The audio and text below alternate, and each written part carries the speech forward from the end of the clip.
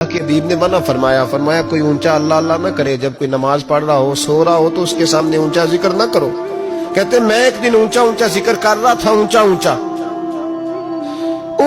میں ذکر کر رہا تھا، کیونکہ عشق لگا سی کھیڈاں کھیڈ دی نوں تے مینوں کھیڈاں بھل گئیاں، میں کجل پایا سی یار دے ویکھٹے نوں، پھر او دی یاد وچ روندیاں ہی ڈل گئیاں۔ حیدر شاہ اس گلی کدے نہ رول دی، پر ہن تے رول گئیاں۔ کہتے میں اونچا ذکر کر رہا تھا تو حضرت عمر فاروق رضی اللہ تعالیٰ عنہ نے ڈانٹ دیا، فرمایا تجھے نہیں پتا حضور نے منع کیا؟ تو عمر نے ڈانٹا تو میں چھپ کے بیٹھ گیا کونے میں۔ حضور آئے نا نماز پڑھانے تو محبوب نے پتہ کیا وہ عبداللہ کدھر ہے؟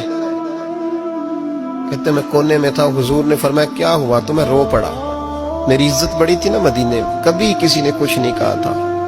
نبی کریم نے فرمایا کیا ہوا؟ عرض کی حضور کچھ نہیں۔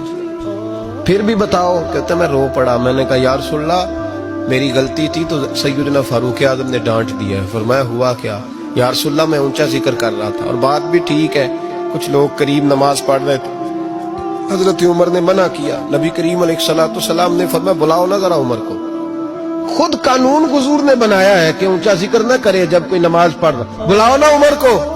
جناب عمر آئے تو حضور نے فرمایا عمر میرے عبداللہ کو کوئی نہ ڈانٹے، کسی ان پڑھ سے، کسی دیہاتی سے، کسی بھولے سے انداز دیکھے حضور کا، اسے کوئی نہ ڈانٹے۔ پھر حضور نے فرمایا تمہیں پتہ ہے یہ میرے لیے کتنی تکلیفیں برداشت کر کے آیا؟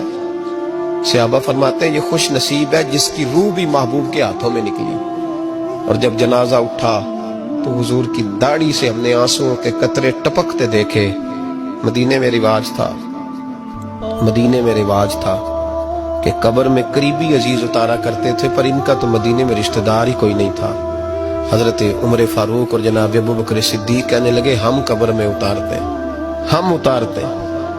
جب ان دونوں نے اٹھایا قبر میں گئے تو کہتے ہیں کمال دیکھو اللہ کے رسول ہم دونوں سے پہلے قبر میں اتر گئے، اور حضور نے یہ البدایہ والنہایہ میں موجود ہے، کب مجھے دو میں قبر میں اتارتا ہوں۔ کہتے ہیں حضور نے تنے تنہا پکڑا، قبر میں اتارا، پسے مردن فرشتوں نے جو تلاشی لی تو کیا نکلا؟ فقط ایک دل کے گوشے سے خیال مصطفیٰ نکلا۔ نبی کریم علیہ السلام نے قبر میں رکھا اور ساتھ فرمایا